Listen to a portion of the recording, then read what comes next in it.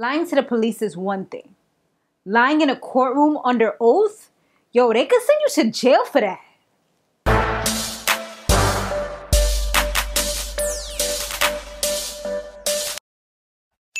Hey, what's up? What's going on, everybody? You've now tuned into my power recap. We are back after we had our little withdrawal symptoms last week, or at least I know I did. I was over here like, oh my gosh, I need my power.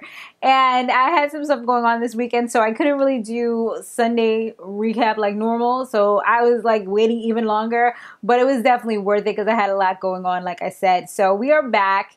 And let's go ahead and get right into it. So Angela, she's trying to let Jaime know that it's a horrible idea for him to try to put himself in the line of fire and take the heat for Tyriq if things don't go out the way that it's planned. She starts questioning him like on some let's do some improv right now. And he was like not knowing what to say. And she's like, he's like, yo, if you give me a moment to answer these questions, then I got it. She's like, nah, they not gonna give you time to rest and think about your lies. Nah, they want to know, boom, boom, boom. They want your answers right away. It's not low, oh, let me give half an hour to think about my lie that I'm going to come up with. Nah, bro, they not doing that. So this is why you have to really think about what you're going to do before you do it. Plus, how's she gonna get back with him if he about to be a criminal? Like, they just rekindling things. She just got that good old thing back. And now you think she wants to let it go? Like, nah, she ain't trying to do that. So she trying to show you that you making a foolish mistake right now. So the next plan that he came up with was, you know what? Let me try to go ahead and frame Dre.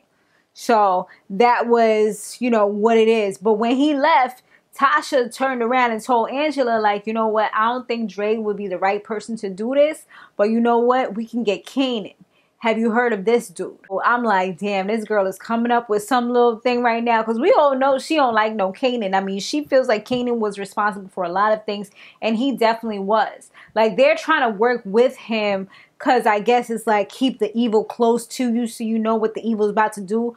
But they messing up every which corner because dude is a snake and he's doing what he got to do in the background. You know what I mean? Procter meets up with Sak. Mock just so happens to be, John Mock was like questioning his cousin and stuff. So you already know they trying to put him into a corner and get him to do stuff for him once again. So they trying to get information about the killing incident. Well, killing incident. You know how James had ended up killing that dude in jail. They trying to get information about that and see what he knows, you know? And these people, they're such freaking snakes. Kanan, he's teaching Tyriq how to be a hustler and how to get that money. Because, I mean, Tyriq pretty much said he was ready and he was down for the cause. So he's giving him what he wants. He actually takes him with him to go talk to the connects that, you know, the Tommy people, the Italians. And when it was crazy because they like, what he's doing here, what's up with the kid? So one of the Italians was talking to the other dude about like, yo, can we trust him? Tyriq knew exactly what he was talking about. See, that's what happens when you study other languages. It comes in handy in drug busting. Well, not drug bust, but like drug related things. I mean, of course, I'm exaggerating because how many of us have run-ins with drugs and stuff like that? I mean, hopefully not too many of us. But, you know, it does come in handy when you know other languages. It's always good to know more than one. And I guess, you know, him going to all these elite schools and stuff like that, all the money that his family is paying is coming in hand. It's going to good use to help a criminal out. So they was like, okay, we see why you brought the kid or whatever. Because, yeah. Homie knows Italian.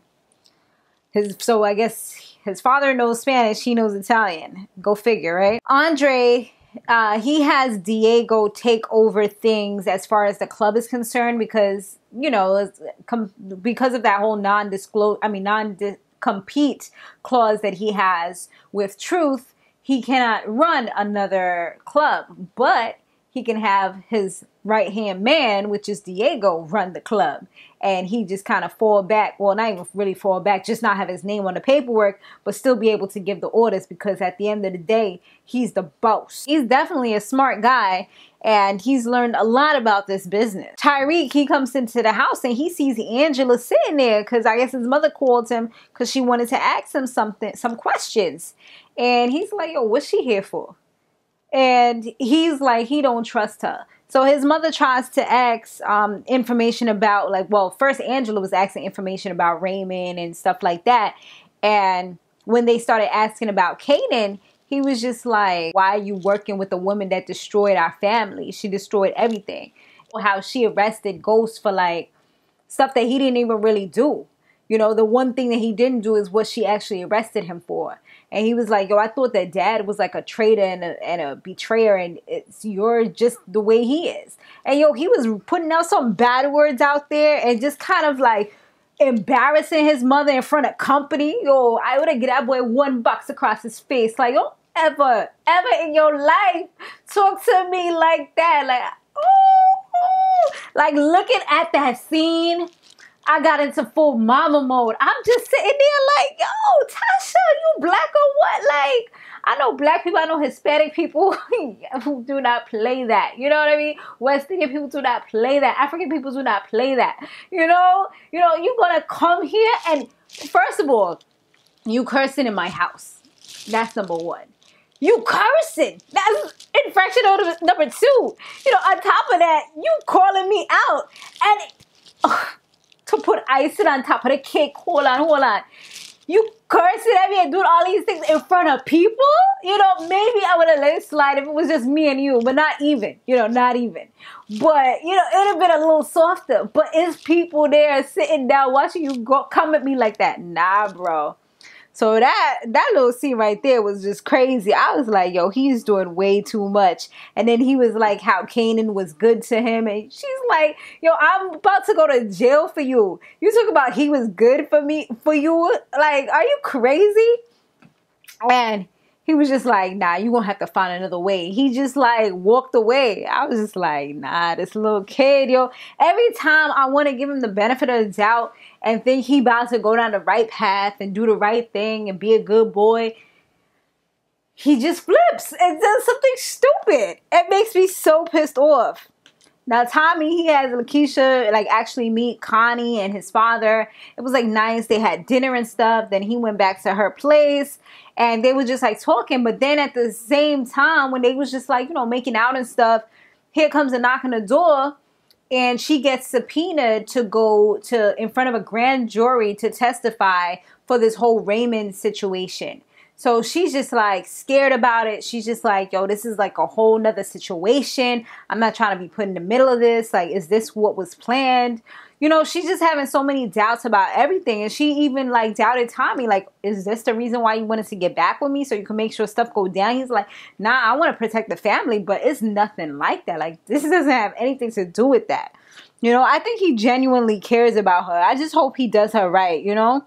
Plus, she's always been there for them. But you know how he is with his girls and stuff like that. I don't really trust Tommy too much. Tyriq, his father and him were talking. And now Ghost asks him about like the whole Ray situation and stuff like that. And he tells him something about how he killed his friend Breezy. How could he do that? And he's like, yo, Kanan told you that? And he tried to explain himself. And he also told him like, yo, I would literally lay down my life and sacrifice my life in order to allow you to have the life that I feel that you deserve. You know, and I feel like that kind of soaked in to Tyriq. And he kind of felt like, wow, like, wow, would my dad really do that for me? You know, like, oh, you really do care about me, huh? You know, I thought you didn't really care, but nah, like his dad is like, if anything, mom would not even be the one going to jail. Like, I would be the one going to jail. I'm going to take that. Like, she's not going to take that L at all. And I feel like just hearing those words kind of like struck a little bit of a light bulb into Tyriq's head. But with that kid, you never know. Like I said, when I try to give him the benefit of the doubt, it's always like, yo, yo, I was rooting for you, son. Like, what's up? Ghost meets up with Tate and he tells him that he's gonna like do him a favor. He should just distance himself from Dre. He's trying to give him the heads up or whatever and just run with a winner because I'm a winner, you know. I know what time it is. And he tells him a little bit about like the background story and stuff like that. So it looks like Tate is starting to get the picture. I mean, he's already blackmailed. So it's like work with me or get effed over at the end of the day. But I got the upper hand right now. And I know Ghost is feeling like the boss son because right now he has the upper hand. He hasn't had the upper hand in a minute. He hasn't been winning in a minute. He's been taking a whole bunch of L's. You know what I mean? Procter, he pays Jaime a visit, and he had went to Truth, and my battery died. I had to turn it back on. Where was I at? So yeah, he goes to Truth and he asks him, he was talking a little bit about like the jail incident, but kind of speaking in tongues or in codes. So it's not all put out there, trying to get some information, but you know, not really wanting to get too much information, because the less you know is the less, if anything were to happen, you would have to kind of go ahead. But there is, you know, client confidentiality types of stuff. So I know there's certain things he can and cannot say, but I guess it kind of depends on the situation type of thing, or if he was ever to get put on trial or something like that. I mean, Jaime didn't really say too much, just kind of like, no, he didn't really do this, he didn't really do that. Then, oddly enough, Procter starts talking to him about the, Jaime kind of brought it up first about the whole, what if he were to take the rap for somebody type of question. I feel like Procter was talking kind of weird, and the way that he was talking, it kind of seemed like, I don't know, he was just being really fishy in the way that he was coming across. And Jaime definitely picked up on it, and he was just like, yeah, I think, you know what, I don't even know what I brought it up. Forget about it. We're all good. He's like, you can talk to me, Jaime. Let me know what's going on. You know, tell me, is this about the blah, blah, blah? And he's like, yeah, I'm good on it. You know? So Jaime sensed the same thing that I was sensing, is that you doing the most right now. You know what I mean? Like, hold up, wait a minute. What you doing? You like fishing right now, trying to get some more and more information. You're throwing it out there, but I ain't catching it. I don't want it, boo. I don't want it. Despite, you know, everything that this dude knows about Kanan, Tyriq is still going to hang out with Kanan.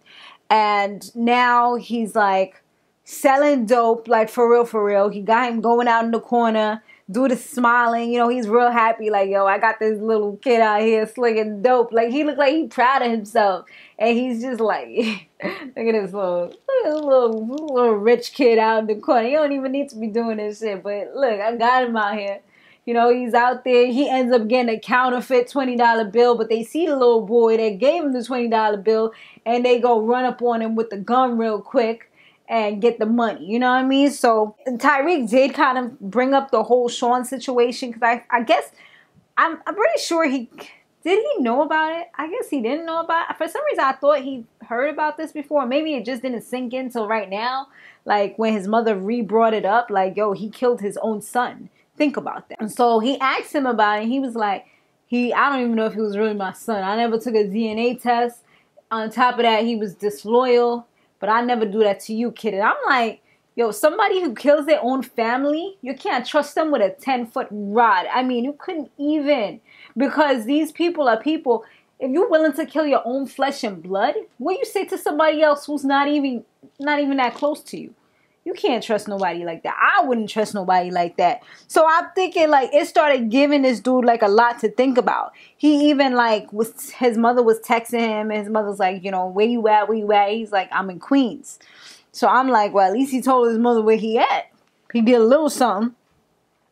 So Keisha and Tasha, they was talking, and Keisha says that she's not really trying to be like lying on somebody and stuff like that in front of a grand jury. Like, she ain't really trying to get in trouble. And Tasha's like pressuring her, like, you're my friend. You know, like, you're going to let me go to jail? Seriously? It's like, I'm like, yo, if you somebody's friend, I don't think you should ever, like, yeah, you can ask, but if somebody doesn't feel comfortable with it, I don't think you should OD and give them the guilt trip and stuff like that. Like, if she's at the end of the day, this is something you could literally go to jail for what is that, perjury? You know, in a grand jury in front of you under oath. Like, that's serious if they were to find out that you're lying. And that's what she's trying to tell her. Like, at the end of the day, she has a kid. And she even told her, like, you haven't even visited my kid. You know, when's the last time you came over? You're supposed to be such a close friend, you know, I guess godmother, you know, auntie, you know, hood auntie or whatever. You know how everybody's the aunties. My auntie who's not even related in any way, shape, or form. You know, one of those. and you haven't even come to visit my child, but I'm at your house all the time. I guess those things was kind of like an eye-opener. She's like, yeah, I know I haven't been a good friend, but I do need you right now. So that's kind of where they left it at with that. Dre, he meets with Ghost, and Ghost was trying to like run shit, you know, be commanding and let him know like shit didn't go down the way it's supposed to go down. You owe me a head right now. You know, like thug style. And he's just like, first of all, let me tell you something. Somebody in your organization is doing things dirty. Okay, let me let you know that right now. Second of all, I only came here to let you, Tommy and Kanan, know that I don't owe you shit. I was like, yo, look at Bae. Yo, he is Bae in my head. I'm so serious. Like, I don't care what nobody says. That African man is so freaking cute. But let's get back to the point at hand. So he tells him that. And I was just like, well, damn, okay. He's like, I'm just here to let you know that I got this, okay? And I'm taking over. I was like, he was like, well, you've come a long way from when I mentored you. You know, he's like, well, yeah, this little mentee got to go make some money. Now, if you excuse me. I was like, well, Dre drops the mother effing mic and he exits stage left. I mean, okay. This dude ain't scared of nobody. And the crazy thing about it is later on, they were supposed to be killing him off and it didn't go down the way they were supposed to go down. But we're going to get to that momentarily. Procter meets with his cousin, and they still have that laptop with all the information, the recordings that can definitely put Tommy and Ghost away. And he's like, he's holding on. His cousin's like, yo, you need to get rid of this. This is the only thing that really links you to this murder of this, you know, that IRS guy or whatever he is, you know, the internal revenue guy. And he's like, yo, I need this for insurance. I don't even care. I know it links them to me, but I'm going to keep this if I need to, because he was like, I'm so loyal to them, and it kills me because I know I shouldn't be, you know, and his cousin's like, but would they be loyal to you if things was flipped? He's like, nah, that's the thing about it. Like, I'm last on their list of people to be loyal to. And you know what? At the end of the day, he's right. You know, I mean, I doubt they would even do anything for him because he's just a worker at the end of the day. You know what I mean? That's just what it is. You're not family. You don't run with them like that. So, yeah, you're disposable. So, and he's realizing that. And he's like, you know what? He even, like, put Angela above everybody else. And this girl's the same person that, like, put him in jail, you know? So, he's not really feeling none of them right now. It's almost like he's jealous of Angela. That's what it kind of sounded like from the way he was talking. Kanan and Tyriq end up getting stopped by the police. I was thinking to myself, like, yo, they got mad stuff in the trunk, but I guess they had already, like, disposed or finished off the stuff that they had in the trunk or whatever. Because I remember earlier in the episode, they had stuff that they was putting in the trunk, and he was like, he normally don't ride like this, but he was saying how he ain't going back to jail if anything was to pop off, and the way things switched around, he got to do what he got to do. He don't have as many people in his organization or whatever, something like that. So the cops pull up on him or whatever, pulls them over, and, you know, he's like, yo, this is some different kind of stuff. Like, we need to just chill out. This is the real cops. This ain't like the security. So don't do none of that asthma stuff you did before. None of that. So they come up, you know, they ask for Kanan's registration and all that. Then they asked for Tyriq's ID, which I was surprised at because I'm like, I remember seeing people get pulled over, and this is before I even knew how to drive. And I just sit there and I just like stare out the window, and I put on my invisible cloak or cloak, whatever the hell it's called, and I just be like, I'm invisible. Like, I don't say nothing. I don't look at anybody because I was always like nervous because I'm like, I ain't trying to go to jail. I ain't no felon. Like, F out of here. So, you know, I think it was like, it was never anything crazy. I think it was like one time somebody was speeding and another time somebody did like some illegal left turn or something like that. So, but it was incidents. So I was just like always like, okay, I'm invisible, you can't see me, and they never asked me for anything. So I was surprised that they was asking Tyrese for his information. So they go running, they asked to look in the trunk, which was another weird thing, because I'm like, Ain't they supposed to, like, I remember that Jay-Z song where they was like, you know, I think they need a warrant for that or something, like, that's like looking through your personal stuff, or is it the glove compartment? Something. So anyway, they end up asking him, he's like, yeah, I ain't got nothing to hide, go ahead. And I'm like, don't you have the drugs in there? That's when I was still thinking the drugs was in there. But they opened it up, there was no drugs in there. There was no drugs in there, so that was like the good thing about it.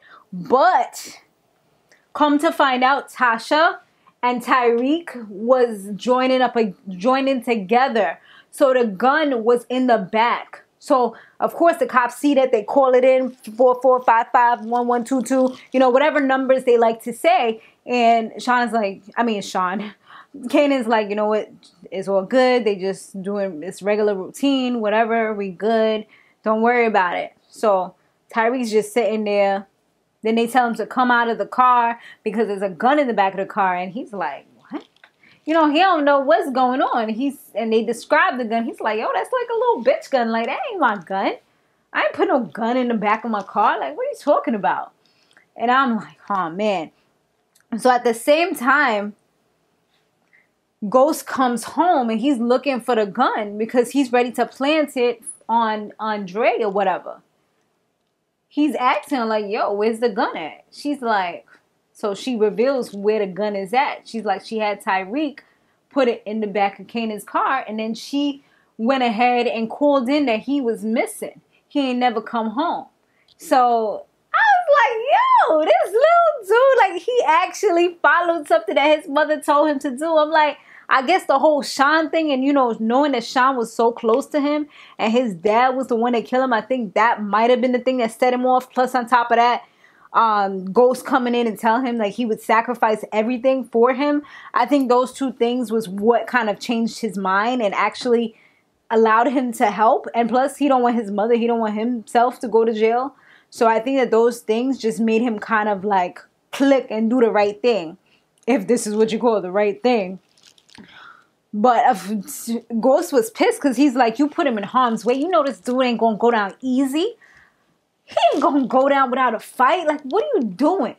Why would you even do something like that? And you ain't tell me nothing about this?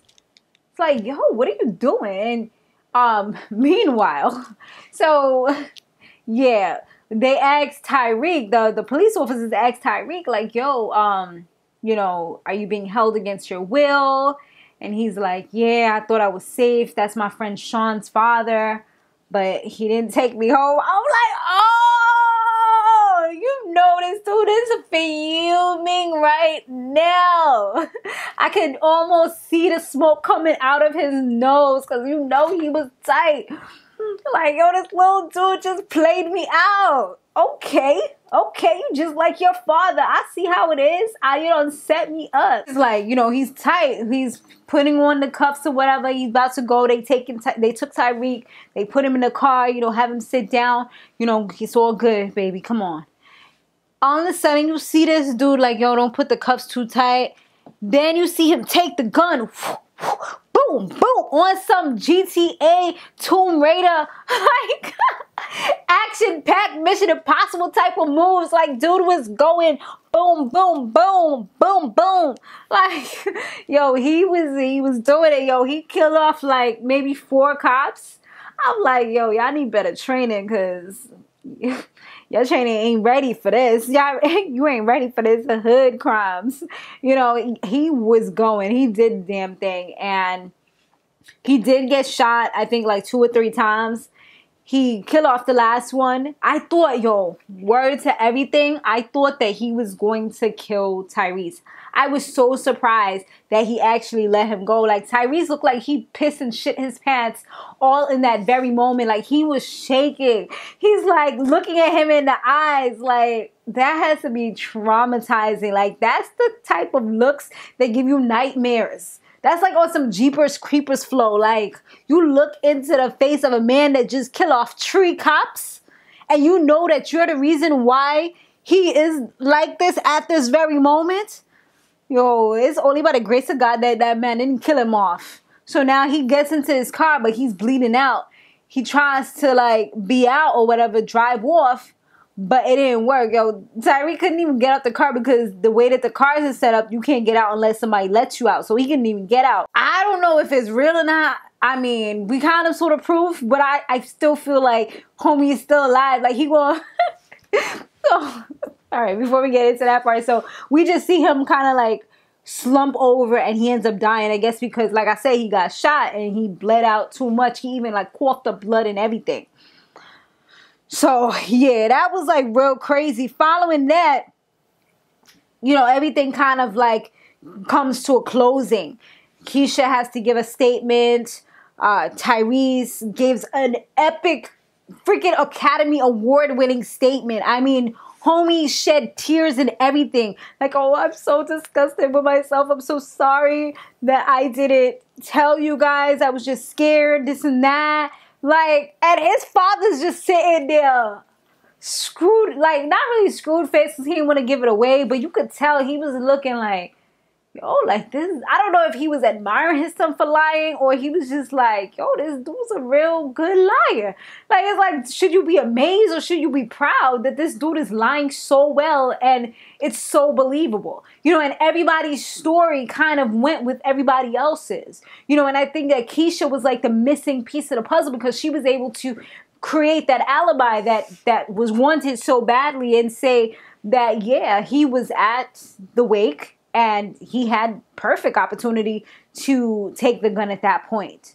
So it makes a lot of sense. So, you know, everybody's story corroborated with everybody else and it just made sense. You know, so it's like, what else can we do if everybody's story is so airtight?